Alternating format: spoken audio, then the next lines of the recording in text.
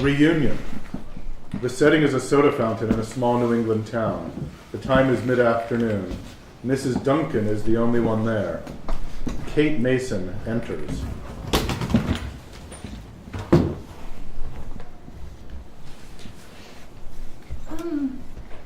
Can I help you, ma'am? Oh, sorry. Ma'am? Do you have any raspberry floats? Raspberry floats. Are they on the menu? Well, I don't think so. Then I don't believe we have them. Peppermint monks are on special today. How about one of them? No, thank you. How about an ice cream sundae or a milkshake? Any flavor you want. Coffee, soda, lemonade. Jimmy just picked up a cappuccino machine from the city. If you're on the daring side, I'll mix you up one of them. I'm just learning to use it. Don't go to any trouble in front of me. I ain't no trouble, hon. Take 5 minutes. How about hot fudge sundae? Okay. What it is to be young again. Huh? You can eat an ice cream sundae and still keep your shape. At my age, it goes straight to the hips. Gravity's a cruel fate, isn't it? I guess so. Just let me find the ice cream. Take 5 minutes. Take your time. Mrs. Duncan goes through the motions of making the sundae. Then, after a moment or two, she stops working and gazes at Kate. Oh, excuse me. Do I know you? I don't think so. Oh. And if you did, I can't imagine you'd remember me. I used to come here when I was a little girl. Mom used to buy me raspberry floats whenever I got A's on my report card. But soon enough, we'd come just for the heck of it. Well, I'll be. I knew you looked familiar. Mr. Downing used to keep us up to our elbows in raspberries. You were the only one who ever even ate them. We stopped stocking them years ago. What was your name again?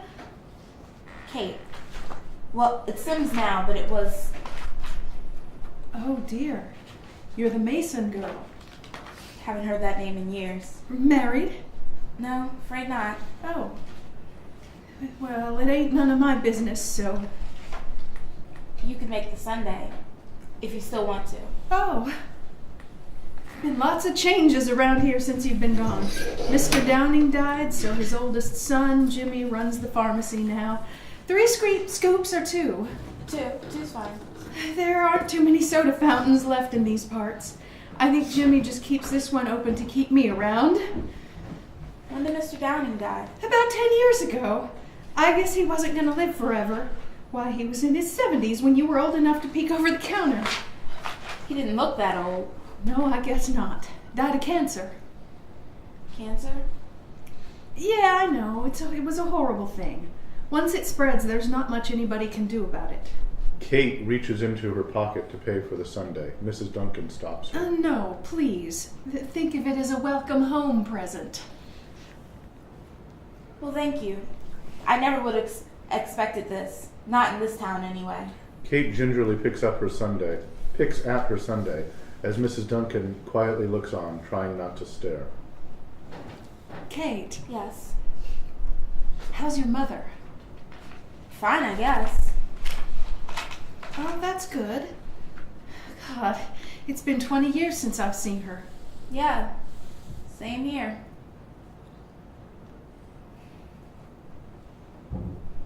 She's meeting me here today. For the first time. In 20 years? Mrs. Duncan turns away. Elaine Mason enters. Hello, Katie. Hi. Since when do you eat hot fudge sundaes? Since they ran out of raspberries. Oh. It's Elaine. Just give me a cup of coffee. Like always. At least one of us is. Almost didn't recognize you. Tell you the truth, I was surprised you'd be here today. Why wouldn't I? Oh, I don't know. Flat tire, case of the mumps. Anything can happen when you really need it to. But now I'm glad to see that you're okay. You've really grown. I read about you in the papers, admired you from afar. Never would have guessed that a little girl who'd come in here with me would have done so well. Time's been good to you. It wasn't easy. Never said it was. It wasn't like either one of us had a charmed life, Time flies. even when you're doing it. So when did it happen?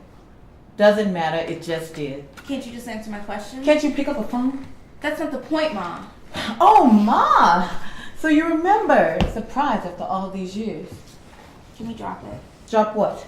You know what? Oh, so you want me to just drop 20 years, just like that, poof, gone.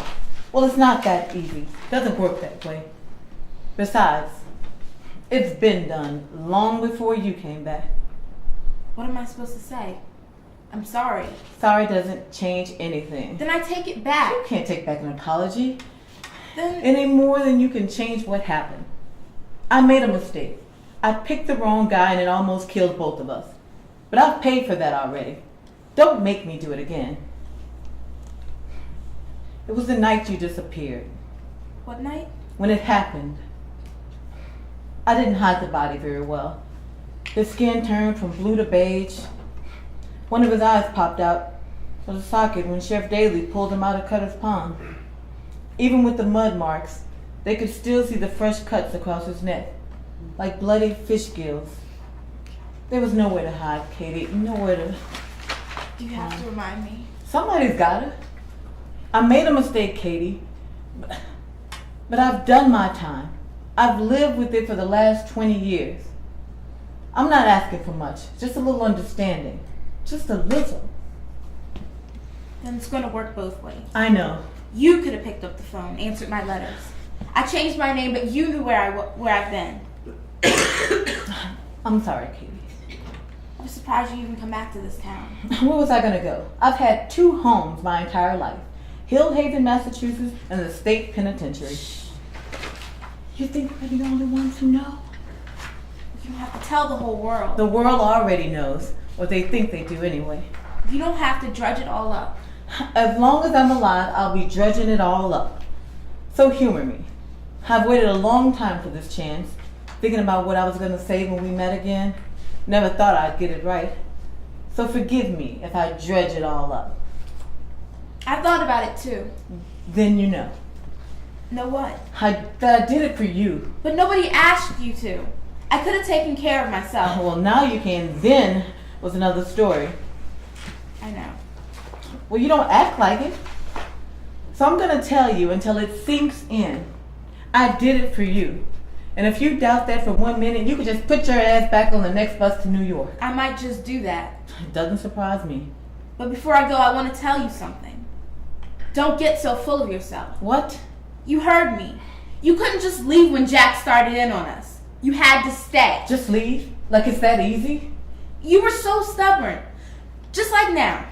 But did you ever think about what it was like going through the rest of my life without my mother? Having to listen to people whisper about me every place I went. There's the Mason girl. Her mom's on death row. Changing my name just to live a normal life away from the one you screwed up for me. Oh, it must be nice to have a person to blame all your troubles on. Mine died 20 years ago. Of course, from what I understand, you're on your way out too. Not dead yet. Sure sounds like it. How long do they say you had? Maybe a year. Doctors can be wrong. The other 2 gave me 6 months. I took the best guess. Is that why you started answering my letters? Because I was dying? Is that why you wanted to see me again? Stop putting words in my mouth. Stop making it so easy. The cancer's already spread to my stomach. There's been some found in my liver. It's like a rumor let loose in my body that the whole world knows about. And now I have no control over it. You never did. So this is our family reunion? What's left of it? It ain't so bad. You did the best you could, overcame some ugly odds. But now, you're finding out about your family legacy. It happened to me a long time ago. Now it's your turn. You can scorn me all you want, but you got my blood. And there's not a damn thing you can do about it. We're cursed, Katie Mason. That's not my name anymore. It knows you, Katie. Stop talking like It knows you. Kate gets up from her seat and heads for the door. You can't outrun it. You can't just call it something different. But go ahead if you want. Run back to the city. Just try being another face in the crowd. It still knows you. Just leave an address so the undertaking can give you a proper burial. Only right, I guess. I have friends for that. So did I, once upon a time. Bye, Mom. I said bye. Been there, done that. I'd see you at the prison every Sunday, from behind the big maple tree over by the basketball courts. Every Sunday, I'd take the 100-mile trip to Framingham just to stand by that tree. I kept telling myself to walk through that front gate and visit, but I couldn't. Then one day I worked up the nerve, about half a quart. I staggered by the guard at the front gate. There's no way he couldn't have smelled it on my breath. But I guess he figured if I tried anything funny, I wouldn't be hard to stop. So they let me by. Then that first steel door clanged, then the second one, then another, and by the time the last one clanged, I'd fallen flat on my face. When I woke up, I was in the prison infirmary being treated for alcohol poisoning. And that's when I discovered that running was the only thing I knew best. Why didn't you run that night, Mom? Why did you let them take you away? I don't know. Why didn't you tell them the truth about the night I killed him? Because you had a future and I didn't. And if I had to visit you in prison, I would have done the same damn thing. Mom, thank you. No, thank you.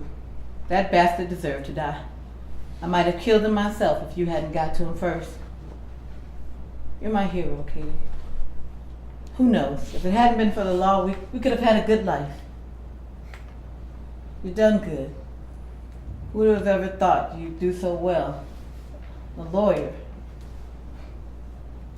Hank will be here in 5 minutes. My furlough's almost up. Kate lunges into Elaine's arms. No, Mama, don't go. I'll tell them the truth. I'll tell them I did it. No, it's okay. It's home now.